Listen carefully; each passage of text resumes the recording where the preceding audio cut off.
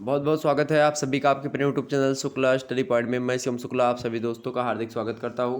BA part 2 का examination हुआ 2022 में एजुकेशन का, और ये पेपर है आपका डॉक्टर राम मनोहर लोहिया अवध विश्वविद्यालय का।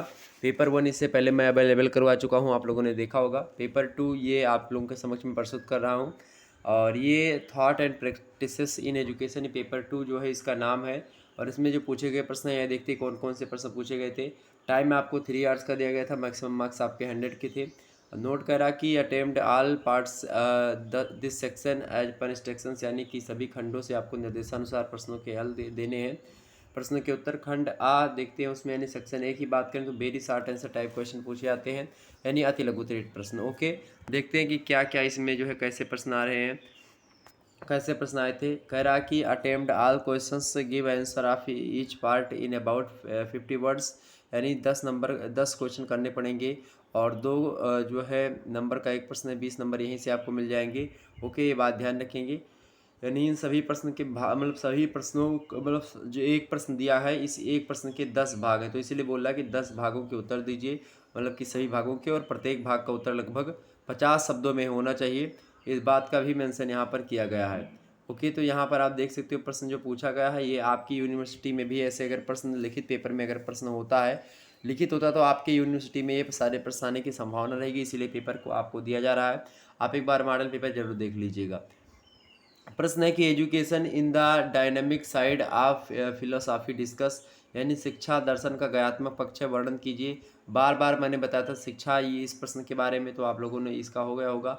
अगला प्रश्न आपके समक्ष है जो है ह्यूरिस्टिक मेथड, यानी कि स्वयं खोज विधि जो होती है, इसके बारे में बताइए। वही अगला प्रश्न आपसे पूछा गया था वैज्ञानिक यथार्थवाद क्या है, यानी कि जो है साइंटिफिक जो है रियलिज्म क्या है, इसके बारे में बताइए। यथार्थवाद के बारे में मैंने बताया था आपको। और अगला प्रश्न आपके समक्ष 4 types of interested according to जो है डीबी, यानी कि डीबी के अनुसार 4 प्रकार की जो रुचियां होती हैं उनके बारे में बताएं। वहीं अगला प्रश्न आपसे पूछा गया था कि चिल्ड्रंस लिटरेचर एंड गीजू भाई, यानी गीजू भाई और बाल साहित्य के बारे में बताइए। गीजू भाई ने बाल साहित्य के बारे में क्या बताया, तो गीजू भाई के विचारों को और इन सभी के बारे में मैंने चर्चा करी। मॉडल पेपर एक बार आप जरूर देख लीजिएगा, सारे के सारे प्रश्न आप देखेंगे लगभग आए हुए हैं। अगला प्रश्न आपके समक्ष है ह्यूमनिज्म ऑफ टैगोर, यानी टैगोर का जो मानवतावाद है इसके बारे में बताइए। वहीं अगला प्रश्न आपसे पूछा गया था कि गिफ्ट्स ऑफ किंडरगार्टन, यानी किंडरगार्टन में उपहार, इसके बारे में बताइए। तो किंडरगार्टन जो प्रणाली, इसमें उपहार जो है एक प्रकार से बच्चों के लिए, तो उसके बारे में मैंने बताया होगा। वही अगला प्रश्न आपसे कह रहा है कि जो है meaning of education according to Vivekananda के अनुसार शिक्षा का क्या अर्थ है, इसके बारे में भी मैंने बताया है। वही अगला प्रश्न आपके समझ निषेधात्मक शिक्षा, इसके बारे में नेगेटिव एजुकेशन, शायद इसके बारे में बताया हो। वही अगला प्रश्न आपके समझ पूछा गया है कि डिसिप्लिन इन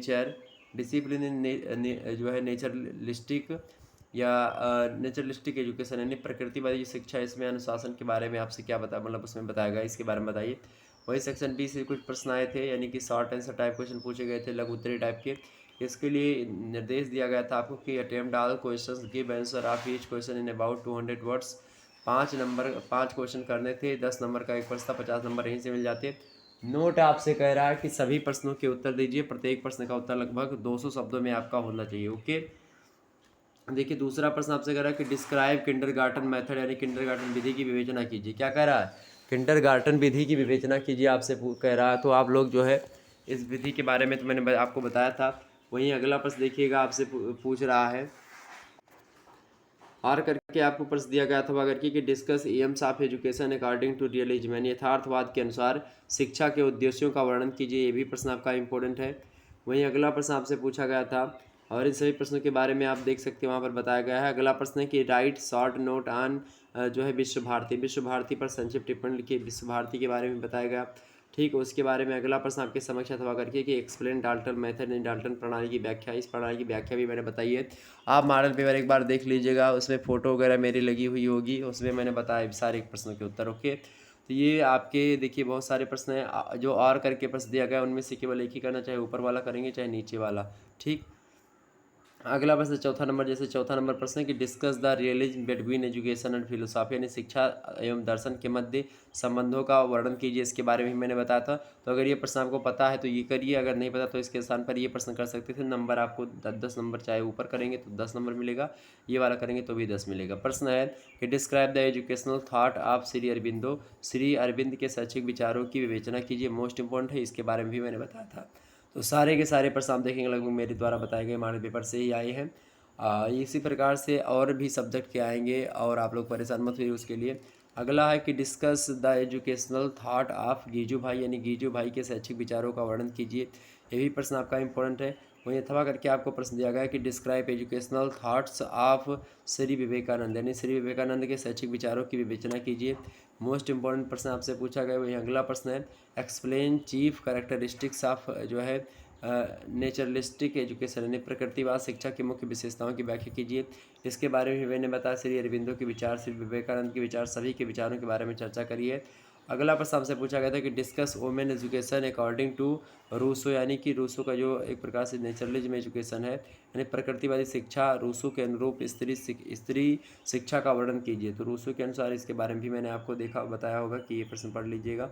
वहीं सेक्शन सी की अगर बात की है, सेक्शन सी यानी खंड 7 से जो प्रश्न पूछे जाते हैं उनको दीर्घ उत्तर टाइप का लिखा जाता है, यानी जो है लॉन्ग आंसर टाइप क्वेश्चन होते हैं वो। तो नोट करा कि attempt any 2 questions, give answer of each question in about 500 words, यानी कि आपको किन्हीं 2 प्रश्नों के उत्तर देने 5 में से, और प्रत्येक प्रश्न का उत्तर लगभग 500 शब्दों में आपको लिखना है। 15 नंबर का एक प्रश्न, 2 क्वेश्चन करने, 30 नंबर यहाँ से मिलेंगे आपको। पहला प्रश्न आपसे कह रहा है कि what are the basic principles of idealistic philosophy, explain the aim and curriculum of the education, यानी आदर्शवादी दर्शन के मूल सिद्धांत क्या हैं, इस सिद्धांत के उद्देश्य एवं पाठ्यक्रम की व्याख्या कीजिए। आदर्शवादी दर्शन के मूल सिद्धांतों के बारे में मैंने बताया था, इसका शिक्षा में उद्देश्य और पाठ्यक्रम के बारे में भी कुछ न कुछ मात्रा में बताया था। वहीं अगला प्रश्न है what is project method, describe the chief characteristics of project method, यानी योजना प्रणाली क्या है, योजना प्रणाली की मुख्य विवेचना कीजिए, यानी उसकी विशेषताओं की विवेचना करने को लेकर के प्रश्न पूछा गया था। वहीं 9वां प्रश्न आपके समय पूछा गया था कि summarise the educational thought of Gandhi ji in relation to aim and curriculum of education, यानी गांधी जी के शैक्षिक विचारों का शिक्षा के उद्देश्यों तथा पाठ्यक्रम के संदर्भ में समीक्षा कीजिए। इस प्रश्न का उत्तर आप देख सकते हैं।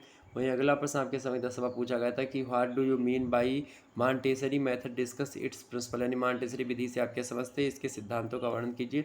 इस प्रश्न के बारे में भी मैंने बताया था। तो इस प्रकार से आप लोगों ने देखा कि इन सभी प्रश्नों से जो प्रश्न पूछे गए थे उसमें आप देख सकते हो 4 ही प्रश्न पूछा गया था, 1, 2 और 3 और 4, 4 ही प्रश्न आपके दीर्घ उत्तरीय पूछे गए थे, जिनमें से 2 करने थे। तो इस प्रकार का आपका पेपर यहाँ पर संपन्न हुआ।